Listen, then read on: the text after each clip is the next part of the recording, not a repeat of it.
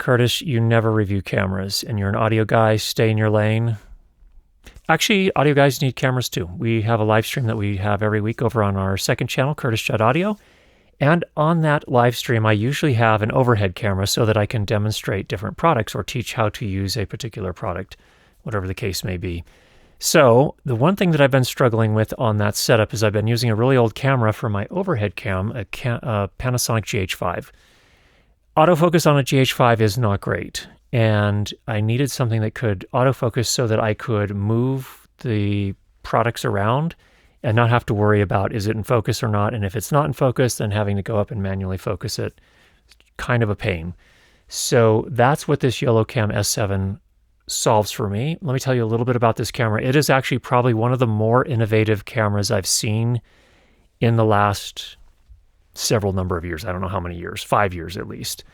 So on the one hand, it's like a mashup of an interchangeable lens, micro four thirds camera, and a webcam all in one, but it doesn't have all the features of both of them.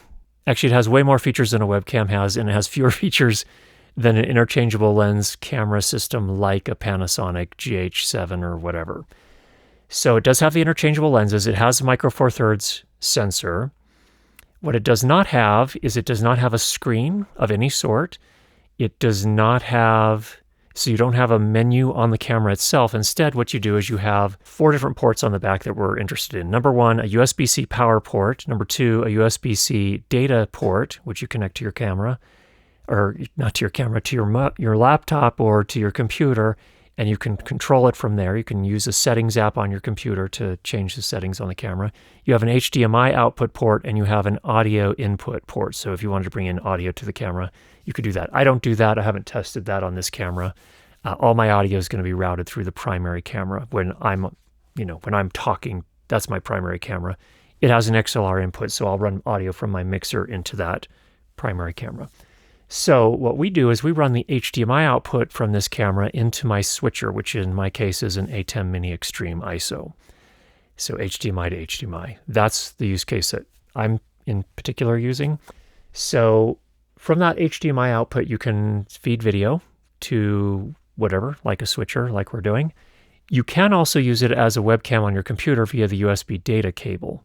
Okay. I think I've covered the camera. So that's the unique thing about this camera. It is also a mostly metal body, so it is able to be powered on for hours and hours at a time. It's not going to have overheating issues like you might experience, especially with some of the Sony cameras. So that's the cool thing about it. Here's how I use it in particular. I set it up on a C-stand with a boom arm, and I just run an HDMI cable out to my switcher, so you can run a longer HDMI cable. The included USB-C cable for power is about 1.5 meters or 2 meters long, I think. So that's long enough in my case. If that's too short, then you'll want to take that into account. The nice thing about this power cable as well is that it does have a locking screw that you can screw down to the body so that it doesn't pull out during the recording. It also comes with this power adapter. It's a USB-C to AC adapter. Now, again, this camera by default is oriented vertically. We want it to be horizontal for our particular use case. It does come with this L bracket, which essentially makes it a horizontal orientation as well. So you can mount it on the stand like this. And what we do is we use this little 1/4-22 baby pin adapter to put it up on our C stand. And that makes it nice so I can kind of boom out and over the desk so that we can get the camera in the right spot. As we mentioned before, you cannot control the camera directly on the camera body itself. There's no screen, no controls. Instead, you connect it to your computer via USB, and you work with this app called the YoloLive Compose app. What we're going to do here is just run through some of the basic settings. So video setting, for example, you can choose whether to put it in vertical or horizontal modes, and you can choose the frame rate. We're going to go ahead and choose 60 frames per second. You can flip it vertically if you have to mount the camera from the opposite side, say, for example, of our desk. We could flip that, which is kind of a nice handy feature. You can also choose the output resolution of the HDMI port, whether you want it to be automatically chosen by whatever host you're connecting it to, 4K, 1080p, or 720p, and for clarity, 4K here is UHD. Those are the video settings. Imaging settings, here's where you can choose your different color profiles. And I'm going to go ahead and leave it here on this cool colors one because we have our exposure set for this. It does a couple of other things too. You can change the sharpness. So sharpness is especially going to be the case on skin. You can soften that up. Or here's what a grossly over-sharpened image looks like. I would say either at the default or lower for overhead. If you're on someone's face, sometimes it can help to drop some of that sharpness on their face. So in any case, I think we're good with the middle setting here. Contrast, I would leave this generally at default. There's very low contrast and very high contrast. You can make adjustments there if you're feeling like maybe it's too contrasty or whatever. And then of course there's saturation. Again, I would leave that at the default here. So we'll leave that at 50. Okay. You can also do what is called lens distortion correction. You'll notice here, this is the 18mm lens, and when I click on this, you can see it corrects some sort of barrel distortion. Kind of bulges in the center here with that off. This does a correction for that, so it's a really nice look. And then also if your lens has any sort of vignetting, you can use the vignette control to manage that. Vignetting is where it's a little bit darker in the corners. We're not really experiencing much of that here, so that doesn't do a lot here, but it is there if you need it. Focus, again, the main reason I was so excited about this camera is that it can automatically focus in a really nice way. So for example, I can show the product and it does a brilliant job of focusing on it for me without me having to fuss with anything else. Now, a couple settings here. If you're using more than one of the YoloCam S7s, you need to choose a separate channel for each of the cameras. That's just how they operate here. I'm going to choose the automatic focus continuous. So it is continuously tracking and keeping that in focus for us. You can do single focus, so if you want it to just stay in focus here, you'll notice here now when I bring this up, it doesn't change what it's focused on. It stays focused where we had it originally. You can also do face detection, which works quite nicely, although I'm not using this camera for the face, but you can also do manual focus as well and dial that in if you want to do that. So we're going to go back to autofocus continuous. You can choose the size of your focus area. You can see we have the yellow box here. Anything within that is where it's looking to keep things in focus. Then we have the focus speed. Let me just show you the differences. Here's fast. Okay, let's go to slow. Slow is kind of funny.